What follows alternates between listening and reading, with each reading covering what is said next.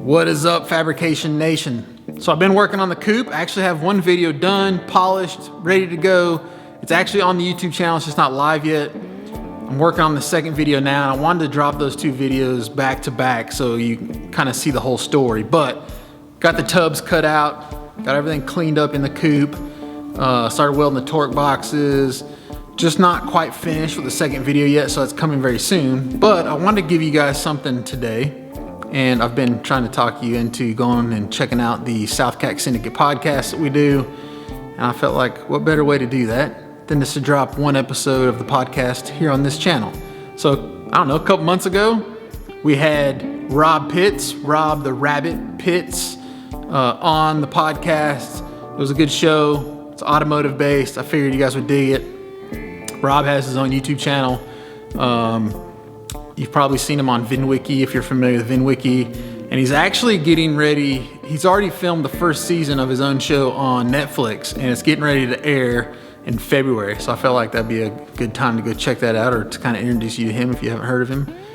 So anyway, drop the episode here. Y'all watch it. Maybe a little grainy because it's like double rendered, but you get the idea. You can kind of check out the episode. If you dig it, go check out the SouthCack Syndicate Podcast YouTube channel. I'll have it linked below. We're doing one episode a week usually. It's good stuff. So anyway, without further ado, the episode. Hey, this is Liz, and you're listening to the SouthCack Syndicate Podcast. Back. What's up? What are we, episode 7? Episode 7 We today. got the rabbit, Mr. Rob Pitts in the house. This will be What's going on, guys? I'm happy to be here. I'm just excited. This will be a fun one. This is kind of out of our box compared to the guests that we've had, but I think it'll all be relevant. That's true.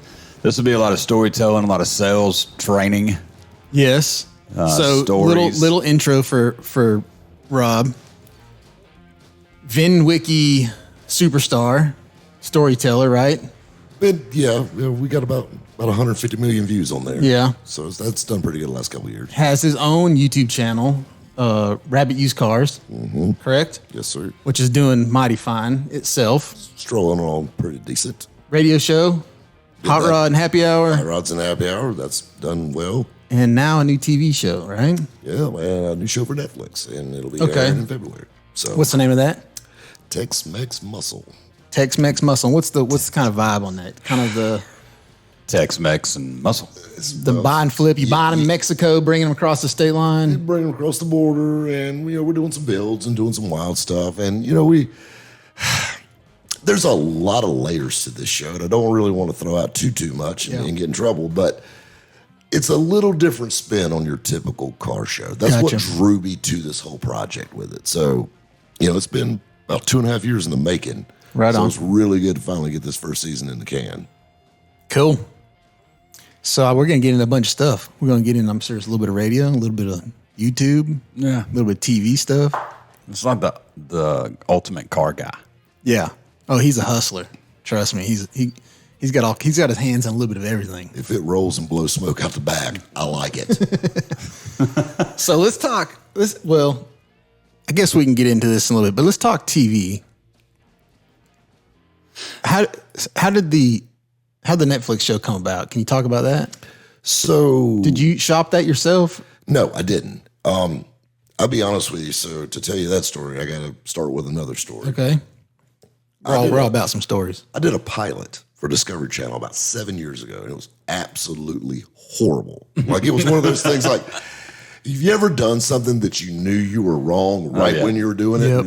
And then you saw the finished product, be like, yep, Even worse. this is bad. Jared's done that with ladies. Well, don't even get me started on that. My attorney already told me. He used to joke with me all the time. He said, hey, cheer up. When I was getting my first divorce, he said, hey, we'll give you a third one for free.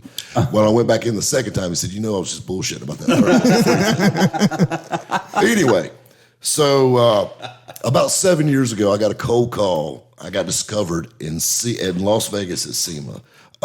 In the elevator of the Encore Hotel. Love that place. Love the Encore. Yeah, nice you place. could walk to the show. That's the best part about it. That's the cool part. Yeah. So you got to think about it. We were staying on the 63rd floor, so it's about a 15-minute elevator ride. So you make buddies, when you're in the elevator. And I was talking to this guy, and his name was Dorian Vinlov. Just a name that sticks out. You can definitely tell he's not from Pickens, South Carolina. Yeah.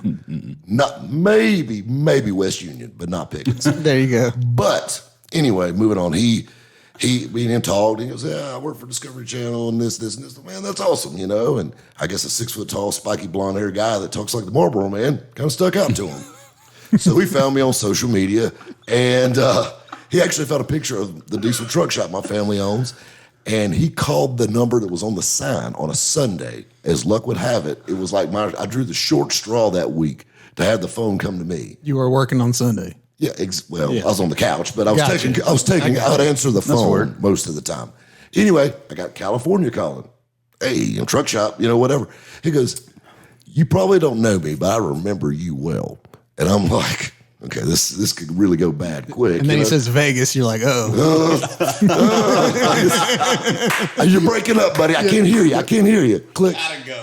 But anyway, he goes, "Hey, we've got this TV show we're filming. We sent this first one out. We kind of got mixed reviews. We want to, just kind of step back and punt. And we really think you have what it takes to just give it a little different vibe." And I was all excited about it. I mean, think about it. Car TV, people just put it in your mind as the end all be all. Then you do it and you realize it's not. But it's we shot this pilot and it was horrible. It was just from the word go bad. Yeah. And then luckily it never made it out of the building. Let me ask you this. Was it that bad because you didn't have your hands in it?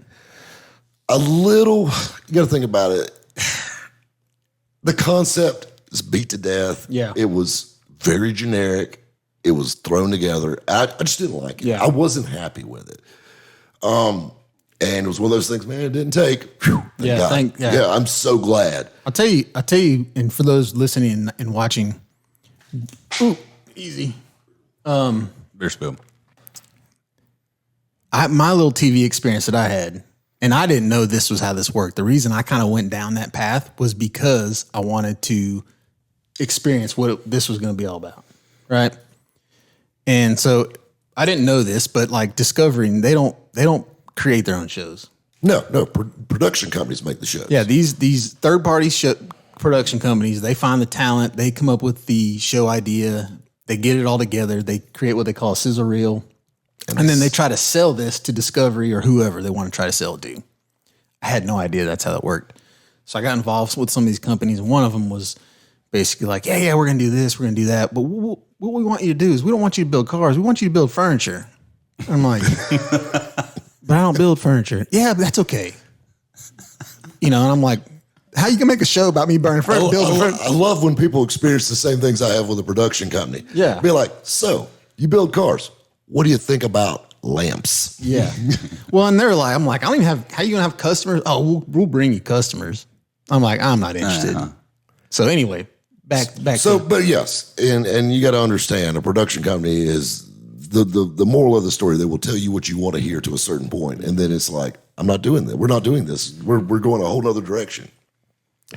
So anyway, that went out, and long story short, I'll be honest with you, I kind of got burnt out on it. Dumb luck, I fell into radio. Not a year and a half later. Something that tickles me, and something that I think a funny thing is, I remember when we were doing the stuff for Discovery, and I remember I was all proud. We started the event company, Hot Rods and Happy Hour, doing car shows all over the Southeast, and I was so proud of that name. I just loved it because it was catchy. Yeah.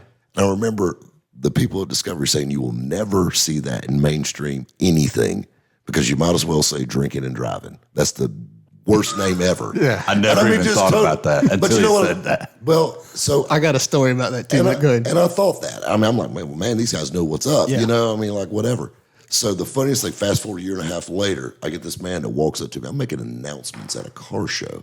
And he goes, "Damn, son, you got a set of pipes on you." He said, "You ever thought about doing radio?" This guy was the vice president of Intercom radio stations, second largest radio company in the world. Yeah. And he goes, and I said, "No." 2 weeks later, I was on FM radio. But this is the thing that's crazy. He said they were looking for a name. He said, "Man, that Hot Rods and Happy Hour, I love it. It's catchy. It's all over the world now, that name is." And I'm thinking to myself, drinking and driving, you'll never see that. I just want to call him up and be like, "Really?" So a little bit on that. When I did your show, maybe 2 years? It's been before COVID, so it's probably been a while. That's about 3 years ago. Yeah. I was on my way home from Greenville. I get pulled over. And so the cop comes up, where are you coming from, son? I said, I was in Greenville. What you doing in Greenville? I was on a radio show. Oh, really? What was it called?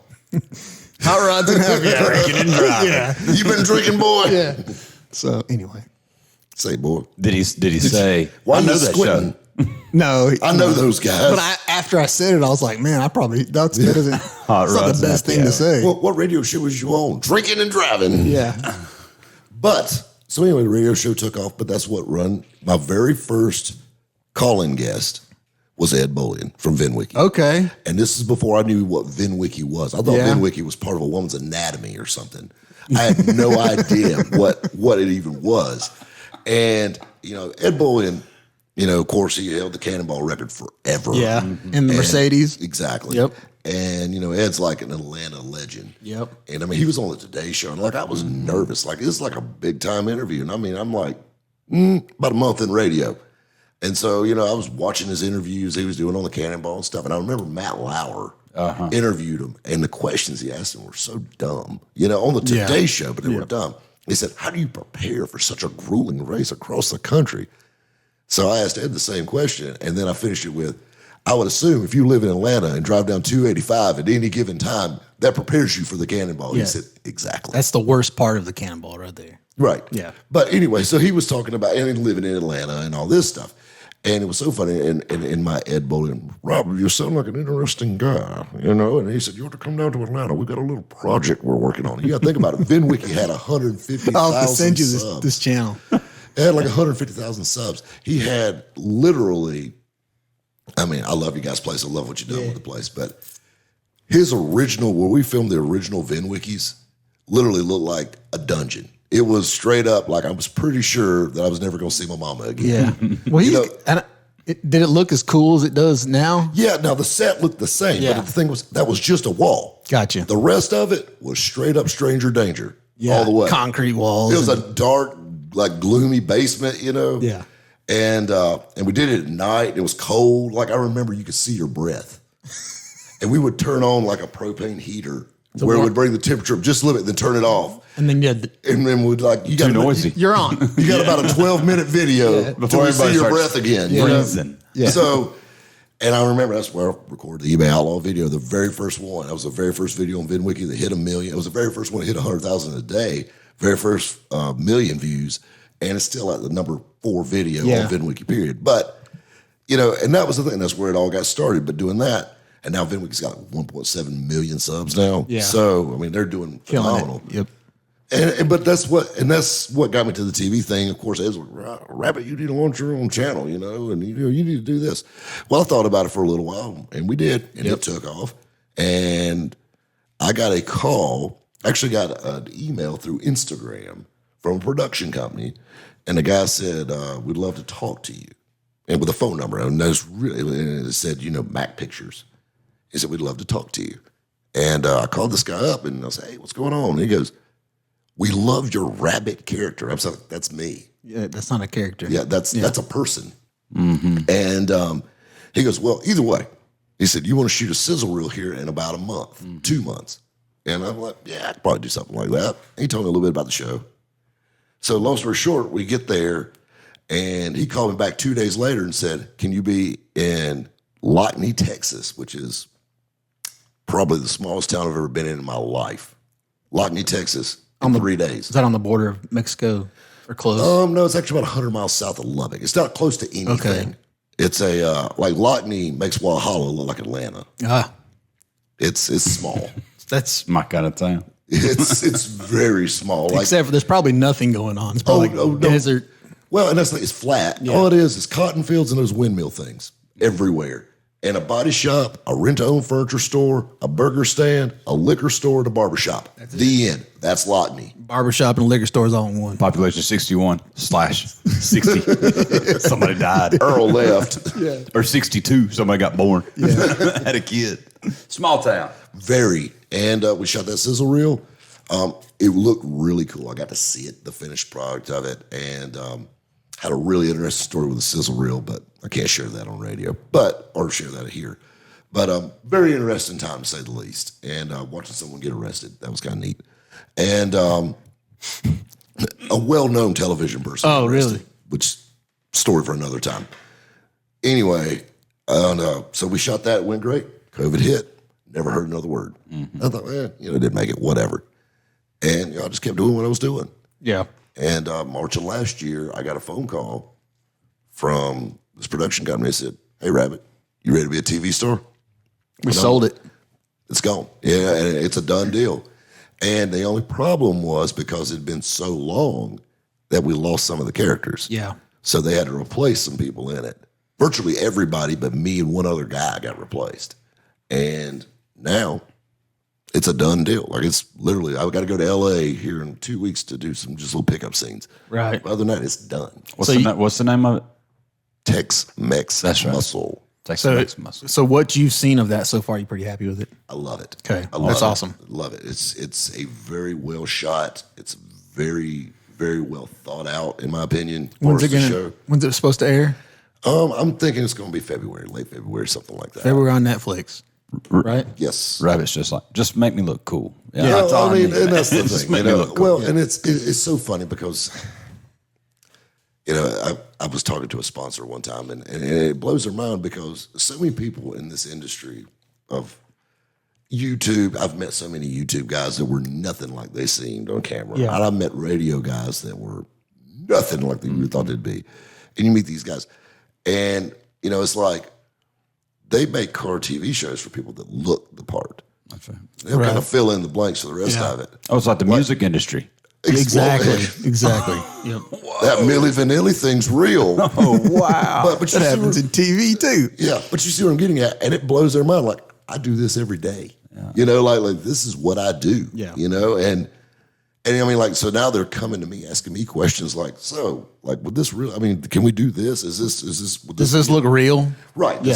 And I mean, like asking me, consulting me, or for consulting on the show, which is kind of neat too. But definitely a fun project. Well, that's good. At least they're not like telling you to do something that's not natural. Exactly. It's like your show. Exactly. Yeah. And we got a really talented bunch. We got a lot of big names on the show.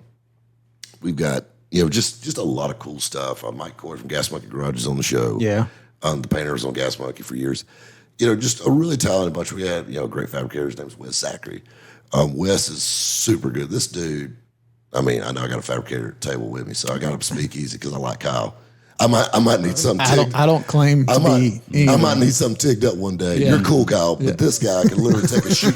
He can take a piece of sheet metal. He can take a piece of sheet metal, make you a beach ball out of it in about 10 minutes. He's just that guy. Yeah. And Kyle's gonna go home and get a piece of sheet. I'm making a beach ball when I get home. I'll make you an even better beach ball. But anyway, and I mean, and then we got this really talented mechanic. Her name is Jamie Helm. She actually owns a shop in Chicago and owns a taxi cab company also. You go, Sweet. girl. Yeah. Oh yeah, and I mean, so she's kind of a firecracker kind of attitude anyway. And I mean, she's like one of those chicks you don't want to make mad because you probably won't see your mama again. So what do we expect off the first episode? Give us kind of an elevator pitch of what the show entails and is about and looks like. Riding through rural Mexico, Juarez, things like that. You're going to see some really neat stuff that you've never seen on a car television show before, ever. And that's what I love about it. Because, I mean, we shot in Juarez. You're buying old cartel stuff. Well, not necessarily that. Bringing it back. But you're going How'd to you see. finance this show is what I want to know. Exactly. Hey, you got to do what you got to do. I hear that. You make an omelet, you crack some eggs, okay? I heard that. But it's like, hey.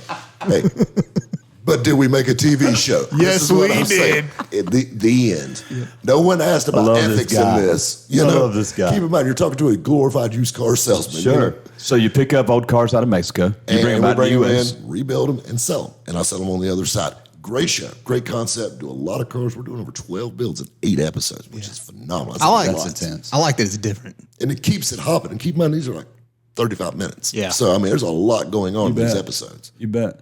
Okay, so in real time, how long does it take to do one of those builds? A week? 2 weeks. 2 weeks?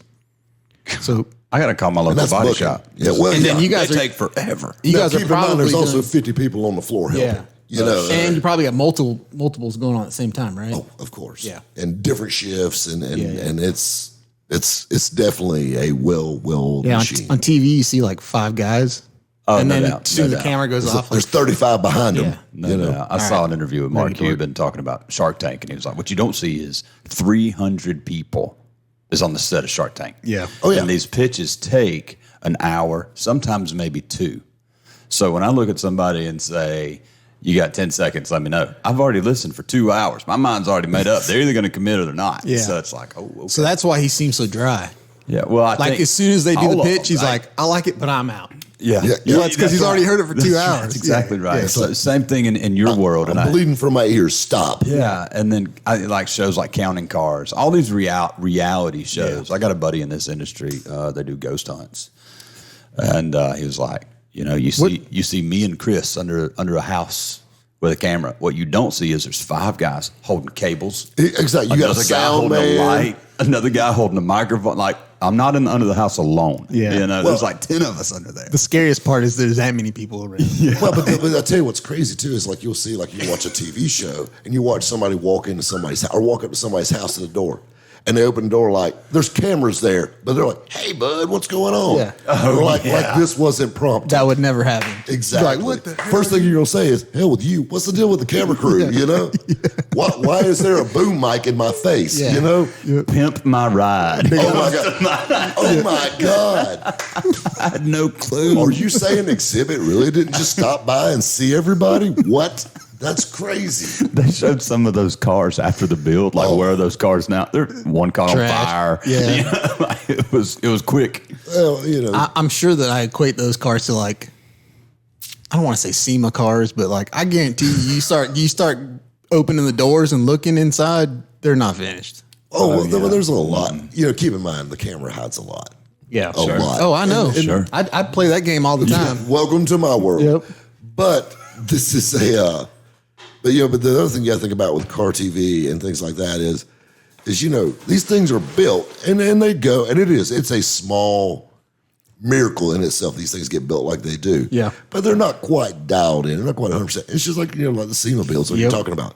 You know how many SEMA cars I've looked at that were absolutely gorgeous sitting there, not a wire in it. Yeah. You know what I mean? It's just sitting there laid out on the floor, And it's you see both worlds. You see some that are totally done and like pristine, perfect. They're Works the of ones. art. They're the ones that win the Riddlers and the awards that go with it, right? But then there's the other half of them that's like the lipstick is just good enough to put it on the floor. we pushed it in here. Yeah, you don't let nobody else see nothing. They got a name for it. It's called a Bluetooth drive shaft. Exactly. Yeah, Exactly. It ain't. You couldn't crank it up and drive it because it won't hold.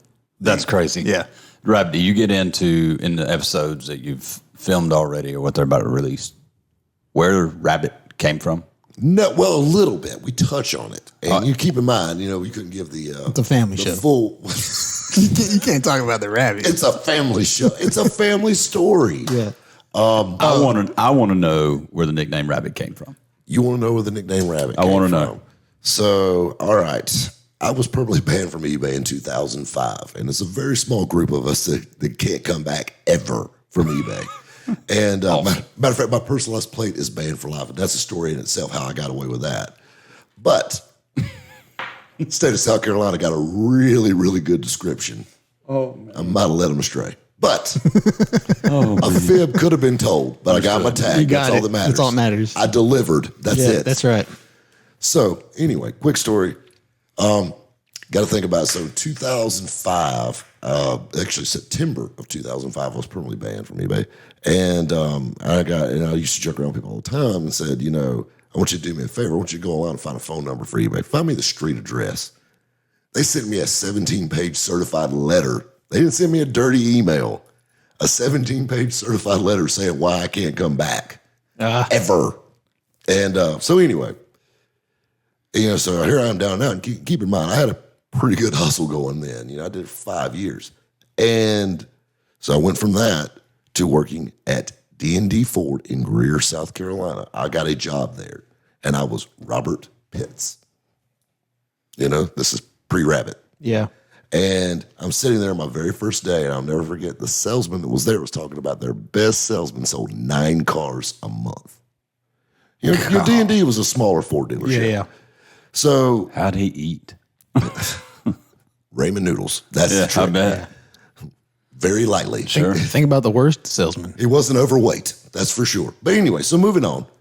We, and I'll never forget the guy that was training me. Now keep in mind, I've been in car sales literally since I was driving a car. But, you know, I walked into this new car lot. Nobody knew me from Adam's House Cat. And I'll never forget the guy that was training me had to leave early to get a title loan on his truck so he can make his mortgage. Oh, Lord. So we know he's doing okay. And so I started working, and I tell this side, this is another little part of the story, but you got to keep in mind that, you know, I was 25 years old at the time. I made phenomenal money, and I spent money like it had an expiration date. And I mean, I learned a valuable lesson that you know, just because you have it don't necessarily mean you need to spend it. Right. And that's a story for another time. But anyway, so I went to work at this Ford place, and I was broke. I was broke as a joke. I had a brand new car that was paid for, but I was hammer broke. And I remember that salesman before he left, you know, every dealership's got their protocol for paperwork. You know, the customer survey, aka a credit app. You know what I'm saying? All these things. Yeah. And everything you send basically to F&I, send to the finance office. So I stapled all those together in a manila folder. That way, like, I could go through and pull them all out and make another little kit if I needed to. And I'm over here filling out he left, and I'm filling out my little business cards, writing my name on them. And, Right, filling them in. And I walk out on the sales floor, and I met a guy named Gary. And Gary owned a really large construction company, and we hit it off. I sold him 9 cars in one day. Actually, correction, I sold him 8 in one day, and one that morning he picked up. You beat the dealership record. In a day. And my very first day there. But this was the craziest part is, you know, the name part of this is, so every dealership has got a dry erase board, salesman's name. When you sell something, salesman's name, stock number, trade in, whatever.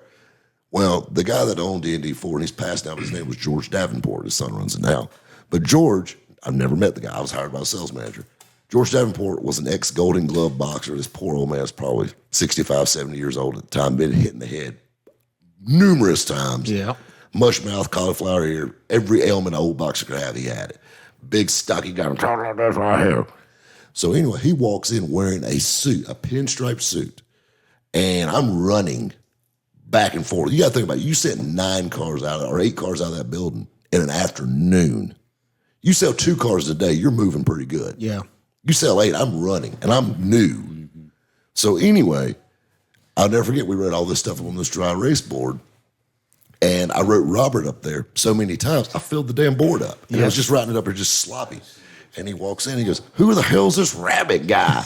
And he goes, "I don't know who he is, but he sells a lot of cars." Well, needless to say, Hopping around everywhere. Exactly. He was hopping everywhere. So needless to say, the next morning in the sales meeting, you know, Now rabbit. Well, and I walked out to my little glass front office, you know, the little cubicle with the glass front, and the guy that marked the windshields, Rob the Rabbit Pitts. After that, and That's it just stuck. That was it. Every time I walk into D&D Ford, Rabbit. Yep. And it just went from there. That's awesome. I think everybody ought to work at the car dealership. I mean, there is so much to learn from hard work, hustling, customer service, sales. I will tell you this: when I go to buy, I hate buying new cars. Or not new, but like dealership cars. Let's put it like that.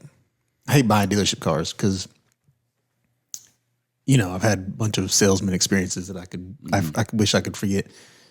But now it seems like they're a lot lazier than they used to be. And I don't know if that's because they're trying to not be that guy. But I think you could still do really well selling cars and not be that guy. I want you to be that guy. I mean, come on. I mean, this is the thing. Work for it. I get mad when I get a lazy salesman. Like, I want to smack the shit out of him. I'm just like, you know, you need a role model. Yeah. You know, like, sell me something. The bad thing is when you know, like, I go in those places, I know I'm going to buy. 100%. I go in there, I tell them, look, this is what I'm looking for. This is what I want. I'm ready to buy today. And then they won't come see. It's like they disappear. Like, what the hell? Sorry, I got a phone call. Yeah. What? You know, or, you know, hey, that's my lunch. I'm just going to let someone else take care of it. What? Are you kidding? I mean, and that's what you have today, which is crazy. They're test drive monitors. That's what they You're are. right. You're right. There's no other industry that I know of that has turnover like a dealership. Oh, Lord. Yes. Nobody stays anywhere very long. Is that because of the hours, though? The hours, and there's always a better deal. If you're a good salesman, You will be head there's on blood in the water, so that everybody's I going to got come you. at you, want to offer you a little better because you usually paid on percentage. So, you know, if you're getting 35% here. I'll give you 38% if you come on down here to the Dodge store. With a sign-on bonus and a company car. Or we'll do, we'll make you the general manager. And usually if you're a good salesman, you're going to be bouncing off somewhere else. So how long did you do that? I did it for 14 months. 14 months. Did you go somewhere else or you just did your own thing? I actually left there and I took over my dad, the diesel truck shop I was saying about. I took that over because I did all the office stuff there because I'm not a mechanic. I know what it takes and I can do a lot of things and I've seen a lot of things, but I'm not a mechanic. It's like my dad told me. My dad's a second generation mechanic and my father could fix anything, but including a broken heart. And that's a story for another time too. Yeah. But this is the thing that's crazy I'll never forget. I was working in the truck shop. I was like 20 years old and I was helping out. And I mean, keep in mind, this is right when I started selling cars online. And I remember my dad said, son, you just ain't cut out for this. Like you know what I mean? Like you broke his heart to tell me that, I think. But it was fun. And I mean, and working the office side of it, I got to learn the business end of things. Right. So that really opened my eyes to a lot more things. And I love, and I'll be honest with you, we always talk about car sales, and that's been a big point in my life. I owned a sign shop. I've done so many things over the years. Business is business. Hustling. And it's that hustle. It's that hustle mentality. And, you hear about all this quiet quitting bullshit now. And that drives me insane. Yep. Basically, it's just slack. Yep. I mean, and it drives me crazy. I'm very laid back. I'm very casual. I love to laugh. I love to do anything, but I love to work. Yeah. And that's the thing. I get up every day. That's us too. I enjoy working. I feel weird when I don't work. Yeah, if we're not getting into something new, doing something new, or trying to grow something that's already existing, we get bored and we get, we get complacent. I don't know. I guess we get. That was the right word. Complacent. Complacent. Yeah, we're the happiest when we're. Sorry, I was in my thesaurus. Yeah, I was. Yeah. So I mean, I remember actually, I seen you at 2 events before I even knew or met you. I seen you. Well, you used to do pits. That coaster doesn't like me. You used to do pits. I want my money back. Yeah. Used to do ponies in the Smokies, right? Yeah, we still do. Still do. The event company, I don't do them anymore. Yeah. But the event company. So I seen, and maybe you weren't there. I don't know at the time, but I know that y'all were there. And then there was a barber shop that used to do car shows in Greenville. Yep. Then downtown. Yeah. Right there off of Stone Avenue. Yeah, that was a cool place. It was a barber shop and an old gas station. Mm-hmm. And then they do once a year, they do big grand opening type car shows and whatever. And I think y'all were there too at the time. So we were there for that. I was actually there for that. And I was there for the first 2 ponies in the Smokies. I haven't gone to the last year obviously I wasn't there. But that's the fun thing about this. I mean, I love the car show business. Like I said, with the event company and the sign shop. And, I joke around with people all the time. And they say, well, you got this little event company. Why do you want to mess around putting on car shows? Because I want my customers to have somewhere to go. That's job security with these things. That's right. That's right. So, well, it's networking. We talk about that all the time. Like, the more you know, the better off you'll be. Well, more people you shake know. Hands. Well, shake hands. You know a lot of people in the car community. And I mean, you got these guys that want to sell a collector car. Or they got a relative that passed or something like that. They want to sell a collector car. Hey, let's go talk to this rabbit guy, see what's worth. Even if we can't put a deal together, I'll try to do what I can to help them, point them in the right direction anyway. So let's take a quick break, pay a couple bills. I want to hear your best car story. Maybe that's the VinWiki that people haven't heard or whatever it is. Think on that. I'll have to think on it. There's a lot of things that run in my mind. I'm sure you got a good one. Incriminating things, though. I got to be careful. Stay tuned. Are you looking for the perfect vacation spot for your next adventure?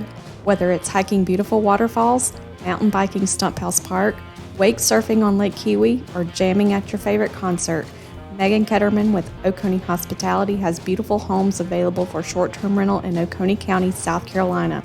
Contact Megan today to book your next vacation stay at www.oconeehospitality.com. Are you looking to make Lake Kiwi your destination?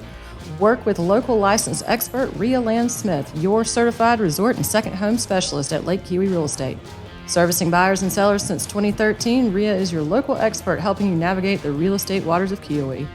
Let RIA make your life a vacation. Call 864-710-9547.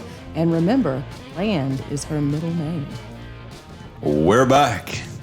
Thank you. We got we have all kinds of footage Rabbit in the break today. that we probably won't ever be able to use. It's awesome. Anyway. You know what? In radio, the best parts were never. You know what we'll heard. do? We'll snippet those and put them on Instagram. So if you want to hear the, if you want to hear the Incriminating not details. not all of it, just There you like go. the Mary Kay part. That was if hilarious. you want to see, what do they call that? The Be real. It's called Be Real. No, it's what do they call the? Just Be Real. No, Be Real is actually used. Yeah, you use B-roll. Oh no. Anyway, if you want to see the uncut, the stuff that Blooper reel. yes, we got some good rabbit stuff. So go check out the Instagram. I'll snip it up and put it on there. So, you guys, I mean, there's so many fun stories. Probably, so you drive a Dodge truck. I do. I thought better of you till I saw that. But Give it to me. bless your heart. We're praying for you. But, so when I worked at the Ford place, a funny story about a Dodge truck. And trying to make the deal. Keep in mind that hustle. Yeah. We're talking about salesmen now not having that drive, not having anything. They're just kind of standing around with their khakis playing on Instagram. So this is my thing. So I'm at the Ford place, and the thing is, I worked in new car sales, but I could go down the hill and play in used cars if we were slow. So I'd run down the hill, and I would work with them, things like that. Yeah. So I'll never forget, a guy pulls up in this ratty old Chevrolet truck. I mean, it's probably a 90 model, and this is 2005, 6, but he pulls up like a 90 model Chevrolet truck full of bricks. Yeah. A wheelbarrow in the back. I mean, literally the bedsides are rusted, rockers are rusty, just covered in red mud, mismatched tires. Ratchet Truck is- strap hanging on the wheel wells or Oh, something. it's squatted, in Yeah. the back. It's got a load of bricks in the back of it. And this guy gets out and he's covered in mortar. I mean, he's a brick mason by trade. Yeah. And he goes, I was looking online and you guys have a Dodge 2500. And I said, charcoal gray, right down the hill. So let me show it to you. So we hop on the golf cart, ride down the hill, and we look at it. And this guy was probably 22, 23 years old, younger guy. And he sits down in my office. He said, man, I love it. And we zipped it up the road and we get back to my office. So, and he's in love. And we took it in on trade on new 250 or whatever. But so we're sitting there, and of course we run his credit, and it's not even remotely there. I mean, this truck was No bueno. It was probably back then. It was probably $40,000. But he and I said, well, how about you, young guy? You might need a little help. I said, how about your dad? He goes, my dad would co-sign with me. And I said, well, let's get old dad on the phone. It's like a Wednesday afternoon. That's a salesman right there. I said, let's get Dad on the phone. So we got talking to Dad. Dad said, well, hell, I'm about to go on my lunch break. I said, why don't you come on down and look at this new Dodge truck your son's about to buy? He comes down. We run Dad's credit. Still not enough. He's about 50 points above his son. So we got to, and I'm over here thinking like, I know these guys. I Yeah. just wasted 2 hours on this guy. He knows what I'm thinking about. How about your uncle? You know what your uncle doing? Oh, we got a military discount. You got anybody? You been in the military? Boy Scouts? Yeah, we'll take Boy Scouts for military. Do you know your mailman's name? That works. Whatever. And did you play with G.I. Joes as a kid? Did you ever watch the cartoon? Check. Yeah, military discount. Check. Anyway, moving on. The story, killing the ethics of sales, one story at a time. But anyway, moving on. So, we're sitting there, Dad we struck out with. And Dad, we could swing it, but his payments were going to be literally super high interest we were rate. going to have to finance it through the Bank of Satan to make it work. And every new car dealership has, you got your A lenders, you got your B lenders, then you got the mafia. Super high risk. It's 25%. Yeah, they break your legs if you're late. That's those right. kind of guys. Yep. And to hell with your credit score, they're going to end your life. Yeah. And Guido is going to come see you. That's right. For your Yeah, he's going to break your legs where they don't mend back easily. But anyway, so and this kid's payments were going to be astronomical if Dad just signed on it. We couldn't even put him on the note. That's how bad it was. So we got to thinking. I said, "Is there anybody?" I said, "Mom." He said, "No, Mom's been out of work for a long time. That's not going to work." And I started thinking, he goes, my grandma. And I said, and keep in mind, this is a lifted Dodge 2500 four-wheel drive. Yeah. It's a beautiful truck. I mean, I think it had like 10,000 miles on it. And he said, but my grandma don't drive. And I said, well, you ain't got to drive to buy a car. You know that. And he goes, well, we can go see her. I said, damn right, let's go see her. So we hop in this Dodge truck. And he said, she's right down the road. Okay. Well, I'm driving. Yeah. And he's telling me, where to go and, this. And he's all excited. He's telling me about, starting out doing, masonry work and whatnot. And telling me about his little girlfriend. He's engaged and all this stuff and true love and just loving it, So we're riding down the road. He's like, take a left here, take a right there and all this stuff. And literally we turn right next to a cemetery. And I'm like, whoa, too far gone. We can't use her. But we drive past the cemetery and we turn into a nursing home. I kid you not, my right hand to Jesus himself. I drove that 2500 Dodge long bed four-wheel drive truck with a Cummins into a southern something. It's not a cemetery, but old folks home. Close enough. I took my Manila. I hopped out of that thing, floor chimes, literally dressed like a Southern Baptist preacher. Jump out, and I grab my Manila folder and my BlackBerry. This is pre-iPhone. Yeah. And I walk in, and we sat at the lunch table and filled out the credit app with his probably 90-year-old grandmother. She in a wheelchair? No, she wasn't in a wheelchair. She was walking. So we fill out the paperwork. She's like, said, sure, sign me up. I don't know how long I'm going to be here. Don't. So we get her filled out. I'm thinking like, wow, I'm going to hell. But I'm filling this out. And she goes, but there's one thing. If I'm going to sign for this, she said, I want to ride in it. Yeah. And this little 4 foot tall, 4'11" lady, is kind of hunched over. She has a walker. She walks out to the truck, and I helped her get in the truck, thinking, like, I'm going to have to answer for this. And she rides it, and I drove her around the parking lot in this truck. She goes, this is nice. I said, just think about them grandbabies going to be riding the back seat of this thing. And that's when the this salesman kicks in. all this stuff. I said, think about your son. I said, you talk about selling those big masonry jobs, or big brick jobs. You come pull up a nice truck like this. This guy's got it figured out. It's the whole thing he's got. So anyway, back to it. He was going to trade his truck in. I never forget. I called the used car manager. He drove by. This is how rough his truck was. He drove by with a golf cart. He calls me on my phone, on my cell phone. And he says, we'll give him $500 for that truck if he throws the wheelbarrow in. That's a wholesale truck all day long. Oh, yeah, it's just going straight to the back. Yep. And so anyway, we got Grandma's paperwork. Well, at the time, I already texted everything to my sales manager on my BlackBerry, on my QWERTY keyboard. So literally. he's running it. He's running it while we're on the way back. Yeah. We walk in, and we used to have a thing, thumbs up, thumbs down, kind of, whatever. And I walk in, and he's shaking his head. I'm like, Jesus, anybody in this damn family got credit, He walks in, he said, you're the luckiest son of a bitch I ever seen. 900. 845. I said, man, we're selling a truck today. Sign him up. We never even negotiated on the truck. He was just so worried about getting it financed. We never did anything. Full price. Full price. Negotiated out. He rolled out of it. He paid that truck off. I do know that. I actually bumped into him a few years later. He still had it. He didn't hang grandma with it. Yeah, he didn't hang grandma with it. But, and then the next day we had a very stern talking to in the sales meeting about straw deals. But, I guarantee that called? was a hot topic for that dealership at that time. Oh, yeah. And it was like, What's a straw deal? Straw deal is when you sell a truck to somebody, but you use somebody else's name to actually sell it. Or, it's in someone else's name. That's not like living with them relative. Yeah, I got you. Yeah, and it's like, you're telling me this 94-year-old lady bought a Dodge diesel 3/4 ton 4-wheel drive with a 6-inch lift, Yep, she's spry. Sure did. She rode in it. I'm telling you, she bought it. I watched her sit in it, and so that was always the grandma's got credit story. Yeah. And that's one funny one.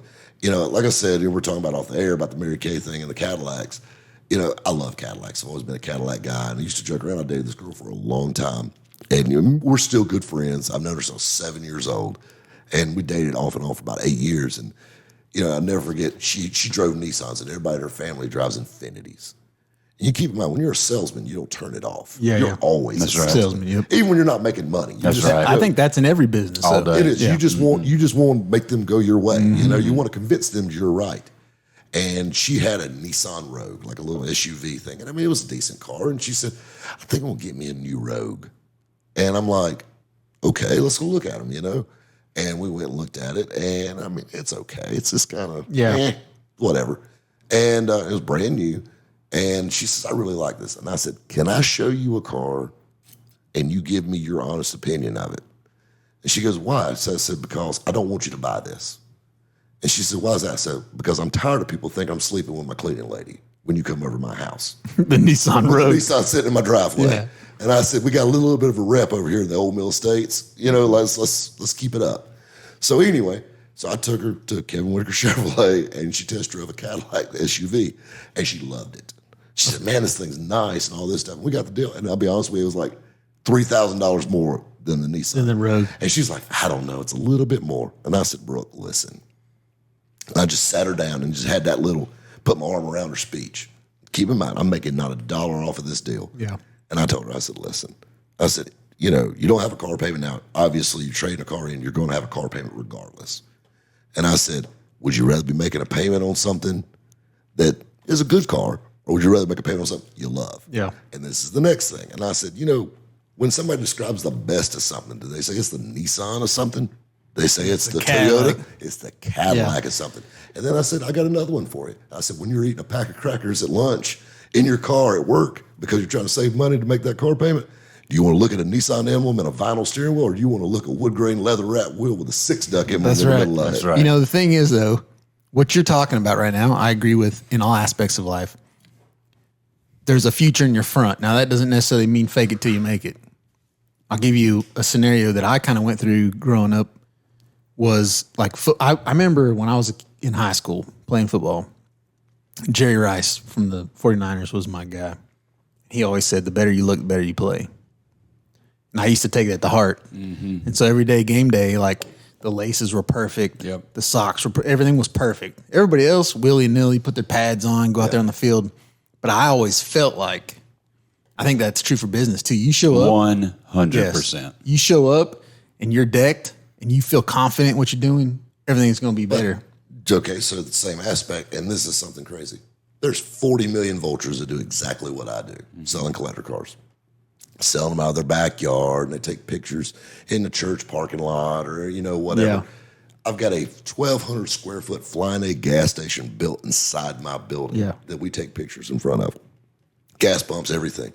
Why'd you do all that? Brings it up a level. It's that, but it's that boutique. It's that special shopping experience. You're selling the sizzle and not the steak. That's right, exactly right. It lets you sell it for extra $2,000-$3,000. Well, this is the thing. I can park anything in front of that. It's instantly just cooler. Just sitting there. You're right. So let's switch gears for a second. I want to talk about sales and the thought process thereof. Like, so when I got in the car industry, I don't know, late 90s. You were in the car industry? When I worked at a dealership. You did? Cars, yeah. So I worked for... I did not know that. I want to say in Anderson, there on the boulevard. Was it Piedmont Honda?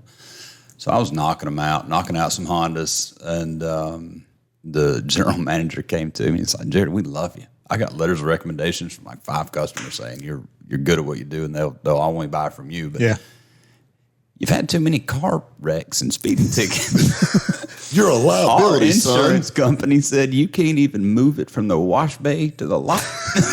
You're done. I love you. So I can see. Good luck to you. So I went to. They would make you leave? Yeah. Because I can see Jared being the salesman like, let's do a test drive, but hold on one second. Hold on. Let me go get somebody. Yeah. But so I went to Hendrick Motorsports there in Easley. And same thing, because I already was learning Hondas, but what I learned in both dealerships was Grant Cardone at that time was the car guy. Yeah. He was the coffees for closers. Like, don't pour your first cup. Don't sit down. You know, go out there. And, like, they made us watch VHS tapes of Grant Cardone. But for 2 weeks before he ever put in front of a customer. I did not know you sold cars. Yeah, but my goal was not to sell cars. My goal was to sell cars only to get in the service lane. Yeah. Because I knew that there was more money in the service lane than there was on the front. If you were a good salesman, the service lane, not only did you not have to worry about weather, right? You were always heated, but you had the opportunity to make, 6 digits. Yeah. And so what's service lane? Is that like selling? So it's a service rider. Drive lane, service rider. Service rider. So when I went to service rider, it was, I've got low air in my tire. Can you pump? Yeah, but did you realize that you're 60,000 miles up and you need a timing belt? I got you. Who's the guy? So when I bought my truck, Captain Upsell there. I made a killing. How about those wiper blades? Point 3 to so the you service guy, right? you get a percentage on everything, huh? Oh, 100%. Upsell everything. Yep. So kind of back up a little bit. He's talking about me being a Dodge guy. This is how I roll. I'm a Dodge guy if it's a diesel. If it has a diesel in it, I'm a Dodge guy. No, you're a Cummins guy. That happens to be in a Dodge truck. There you go, because you will not catch me in a regular gas Dodge truck. If I'm gonna drive a regular gas truck, it'd probably be a Chevrolet. Especially if it's like in the C10 area, you're definitely gonna be a Chevrolet. But then I'm also, I own Ford vehicles too, so I'm like all over the place. I think it has more to do with what it is in each particular set than the fact that I'm like a Dodge guy or whatever. Sure. So, anyway, hold on one second. So when I bought my truck, I bought it in Anderson at the Dodge place right there, and I knew what I wanted when I walked in there. I hate going to those dealerships. So anyway, I go through the process. I buy the truck. I go in there to talk to the finance guy, and he's trying to sell me on everything. Oh, you need this, you need that. And I'm looking. upholstery protection. Extended warranty. Well, and I'm looking on his shelf, and he's got like a picture of his new Corvette, whatever. And I'm like, did you just buy that? Yeah, it's my new Corvette, He's like, oh, you need this extended warranty. I'm like, no, I don't. Yeah, have you ever had a diesel truck? They have all kinds of electronic stuff on it. I'm like, dude, you obviously don't know me. You thought about this protection plan. He pulls a pamphlet out. I'm like, no, I'm good. But that's how he made that money was, the more he could sell, and that's how he made his. That's how he bought that new Corvette. Like working at the Ford place. I drove a new Corvette. I had a C6 Corvette in 2005. Working at the Ford place. Working at the Ford place, and I'll never forget. I had to take it into the dealership because the door handles on them, they were like that touch, the first of the touch ones, Yeah. And they gave trouble. And I remember raising hell to the service writer. I said, "You know how many fucking Fords I got to sell to drive a Corvette?" And my thing is, I would drive it, and they made me park on the side of the building. And I didn't want to drive. First of all, I didn't want to drive a Ford, so I didn't want them in my driveway, so I didn't take them home. And so whenever somebody said, "Hey, Rob, what do you drive?" I always point to the side of the dealership. There's always be like an F-150, be like, "That right there's mine." Then I get my red Corvette and go home. So tell me what happened in the 80s to the 90s of used car salesmen. Like still to this day, people are, it's just got that used car salesman attitude. Like for a while, for a period in time, it was bad to be a used car. It was guy. a stigma. It was not. It was a reputation that a lot of people couldn't get around, right? And it was just the same. I personally think you can be an amazing salesperson, but not be full of shit. Mm-hmm. So this is the thing, and I agree with that 100%. Lying has nothing to do with selling. Yeah. Being full of shit has nothing to do with selling. This is the thing about being a salesman. Being a good salesman is being a people person. Yeah. And there's different ways of doing it. If you like to watch your Grant Cardone videos or your, closer videos or all, insert whoever's a sales motivational guy this week, videos. But my thing is, you can't teach someone to sell. Yeah. It's either in you or it's not. Now, you can give some tips, you can see some things, and everybody sells different. I did stand-up comedy for 7 years. And something I learned. I would have never guessed. I didn't know that. That is great. So, and nothing big. I mean, it was just like hole-in-the-wall bars and things like that, open mics. But still, I did stand-up comedy for 7 years. But this is the thing, though, and I learned something. Well, I actually learned two things. One, with a face like this, you better make them laugh. And you're never going to get laid. Or as two, the second thing is, if you can make somebody laugh, you can damn near make them do anything. No question. You're right. And that's the thing. I mean, it releases, all the good juices in the brain. Yep. You got them laid back. Now you ain't that used car salesman. Oh, man, this guy's hilarious. This old rabbit guy, he's a character, man. He's a card. You need to go see this guy. This dude's cool. He ain't no way he's going to lie to me. Yeah, exactly. That's He's got to right. be all right. That's right. Yeah. Cue evil laugh. All right, sign right here. Yeah, no doubt. I mean, it was in such. So, two things I know about a car dealership: highest turnover rate in any industry, and one of the most cutthroat businesses you can be in if you're a salesman. You have no friends in a dealership. Yeah. These guys that'll say, "Oh, well, I'll take care of that customer for." Oh man, I really appreciate it. I'm at the hospital with my family member. And then they take the deal. They took your deal. I didn't know that. You said you'd help me. Well, I did help you. I got rid of your car. Yeah, exactly. They were in need. I helped you. It was cutthroat, but it was all about. And there's no such thing as a day off because if you leave, you're not getting paid. Yeah, that's right. And the hours sucked. Yeah. Right, but it was what some of the stuff we learned in sales was, know your customer, know your audience, right? If there's a tennis racket in the back seat of the people that pulled up, oh, so you play tennis? Me too. Yeah. Or my favorite, this is one, I got one for you. This is Sales 101. Where do you work? Well, I work at blah, blah, blah plant. I work there. My uncle, no, I don't. No, I sell cars. My uncle, my uncle works there. My brother, you know somebody. It's like 7 ways from you to get you connected to this guy. That's right. Yeah, and now it's so different because what percentage of your customers actually go there before just to shop versus they've already found what you have that you posted on Facebook or social media or TikTok, and they were like, "Oh, I've been looking for that 32 model, so I'm coming. I'm gonna see want with that." with you, Are you having to sell it as hard as you were on the front line? Or I don't sell on the front line. Everything's sold online. Yeah. Virtually, so they see it there first. So that's my question. I don't have, it's on my appointment on my end. Versus what it used to be at a standard dealership, is the sale still that hard? Because you're in a different market now. You're in a collector market. Yeah, See, that's well, the thing. and We I don't think- sell needs. We sell wants. Yeah. And I think for you too, you probably have a lot of return customers. Oh, yeah. Because I mean, I look at him as like the lake property real estate guy who sells a house to somebody and then their friend refers them, or they want to sell this 5 years later. They come back to the same guy and then they want to buy another one. So it's like this always revolving door of this customer base that you've built over the years.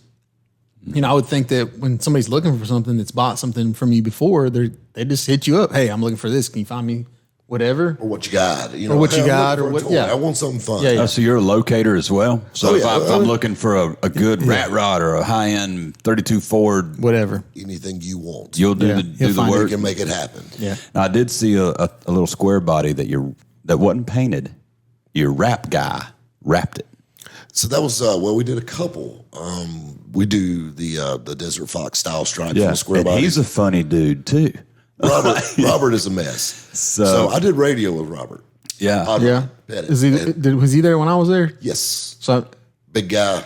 is he the one that helps you with filming and stuff too? He does a little bit. Robert is a character. Robert has helped me with every facet of my life. He's been involved in it. He's Good friend. He's a talented graphic designer. He's a great guy.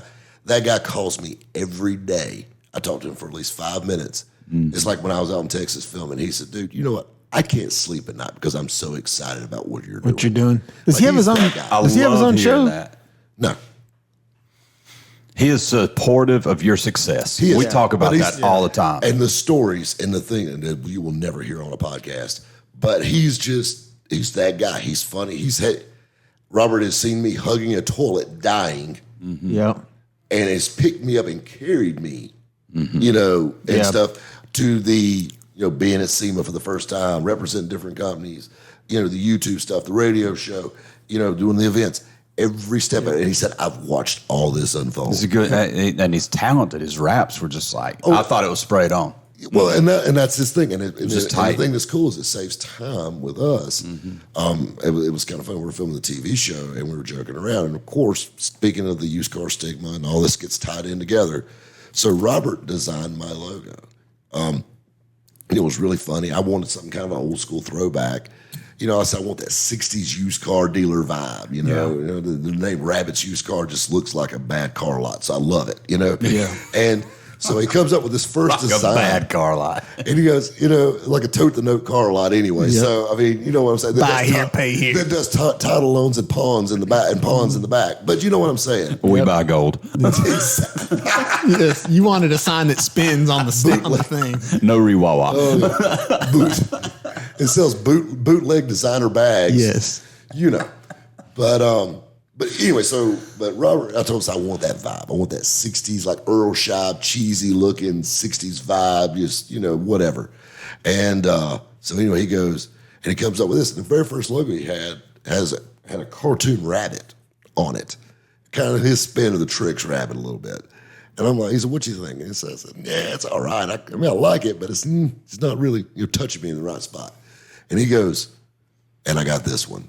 And it's the logo with my face on it. My cartoon face smiling." I said, Sold. "You like it, don't you?" I dig it. He said, "I knew you would." Yeah. That's the thing. He said, He set you up with the first one. "Yeah." Yeah.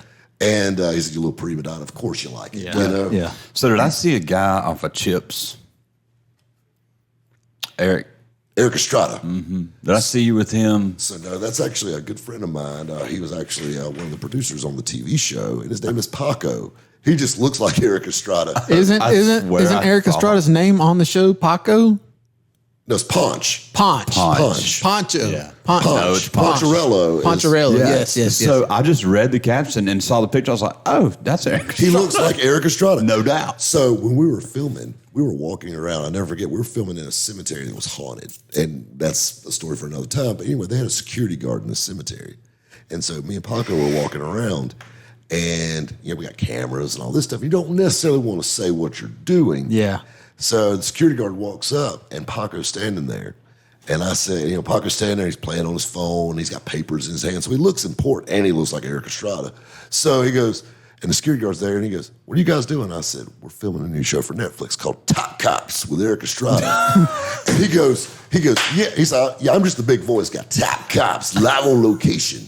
And he goes, really? Yeah. And I said, I tell you what, if you let us in here and film right quick, we could probably get you an interview. I'll be honest with you, you've always been a security officer to me, not a guard. And I said, I respect your position, sir. Again, salesman. Yeah. This guy literally gave us the key to the cemetery. You know what I'm saying? He's like, y'all guys have fun. That is And I great. said, that's TV's Eric Estrada. Yeah, we're filming Top Cops. Took some pictures on the way out with Poncho. Ponch. He's probably got it on his Facebook. I met Ponch from Chips. Yeah. That's Yep, fantastic. hilarious. He tagged Eric Estrada in, and he's like, that's not me. That's awesome. This has been so much fun. Yeah, it was a good one. I wanna bring you back, and I really want to dig into sales. Like, I love your stories. Yeah. But from 16 to where you are now, every aspect of your life has been relationships, networking, and sales. And I'll be honest, that's the key to any business. It's the Hands key, down. period. We talk about that a lot. All the time. And I love the fact, like, my gold nugget today was, what was the guy's name that does your raps? Robert. We call him Odd Rod. So Robert, my gold nugget was Robert enjoys my successes as well. Yeah. And we talk about that so much. Yep. It's so important. Like, I hit Kyle up all the time. He says, I got so many million views. Dude, that is awesome. Hang around those folks that celebrate your wins. Those guys will be. There's a difference. You got people in your life that are there riding your coattails. And sometimes I feel like I'm dragging half of Greenville County behind no me. question. But then you got guys that I could call pet at any time. Yeah. And that guy would talk to me about a girlfriend issue to, a graphic design to a car to whatever. And some of the things we've joked about and the stories with him is phenomenal. It's just good friends like that. You don't. Keep it up, man. Yep. Like, keep it up. Rap, this has been fun. Yeah, I enjoyed it. I love it. Thank you Good for to have you. having This has me. been fun. We look forward. While on break, Kyle and I were talking. We may just go take this mobile and go to your shop and Come on down. We do got a podcast set up there in the building. We just hit the button. Borrow his. That's We're even ready to better. rock. So let everybody know where they can find your YouTube. Yeah, so I'll be honest with you, on YouTube, type in Rob Pitts, Rabbit Used Cars. It's probably the easiest way. Listen, if you liked his stories here, go to his YouTube. channel. That's all you're going to hear. He has a story for every car he buys, which is cool because I think they all have their own personality. They do. That's the beauty of old cars. They have a story. Right. They've lived a life. Just like every pre-69 car sell. You got to think about it. This thing was turning heads before they put a man on the moon. Yep. That's one of my favorites. And you can That's still pretty drive it. slick. That is That cool. is pretty That's a slick. good sales pitch right there. So anyway, YouTube channel. Yes, Rob Pitts, Rabbit Used Cars. Okay. Instagram, Rob Pitts, literally on Instagram and TikTok. Rabbit's Used Cars on TikTok. on TikTok. Got it. Although I was joking around with the guy, he said TikTok. I said, no, it sweeps. It's a Rolex. I heard that. I could see you killed on TikTok. I don't play with it that much. I- I don't if get you on it, did- but I did a little bit. if And you did, I think we you could kill We're it. jumping up there a little bit. Yeah. But I had a tagline from YouTube that they're using. It's been shared 40 million times on there already. I bought a Rusty Wallace stock car. Yeah. And Is that the one you were going to do that race with or something? that's a whole nother story Yeah. for another time. So we gotta have him back. That's a good sit down there. That's a hilarious one. And so anyway, we got this, and I did the VinWiki video on it, and I'm sitting there with Ed, and I hate race cars. I hate racing. Racing is downhill business, and We talked about that with Rhea. Exactly. yeah, no doubt. Like you know what I'm saying? Like literally, if my son told me he was going to want to drive a race car, I would slap him. Just stop. I would rather him come in and tell me that he's going to take up Be a used car salesman. Yeah. Oh, much rather. It's like my dad told me. He said, "Son," he said, "if I see you with a wrench in your hand, I will smack you in your mouth." I heard that. If it don't roll, say no. Exactly. And it's like I tell people all the time, you go to the racetrack, blow your car up or wreck it or whatever. I said, I've been to a lot of car shows. I ain't never tore up a car yet, That's right. And I can sell it and make money off of it. That's the best deal going. But so I bought this Rusty Wallace stock car out of a guy's garage in Oneida, Tennessee. And it's a Miller Genuine Draft stock car. And, I just bought it because, hell, I could. It was just something different. Who else got one? That's right. And it's sitting there, this Miller Genuine Draft stock car. And I said, what in the hell am I doing? It's like, God help me, I got a race car. And that clip of that one line, they sell shirts on Amazon. Somebody's put that on shirts, and they're selling them on Amazon now. That tagline? Yeah, God help me, I got a race car. That's exactly what Rusty Wallace said every time he got in it. Yeah, we actually had Rusty comment on that. And even the race stuff too. Yeah.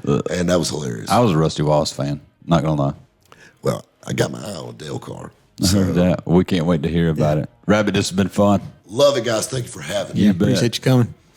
Kyle, so let them know where they can find us on the social as well. SouthCack Pod on Instagram, YouTube. Just search SouthCack Pod or SouthCack Syndicate Podcast. You can find us there.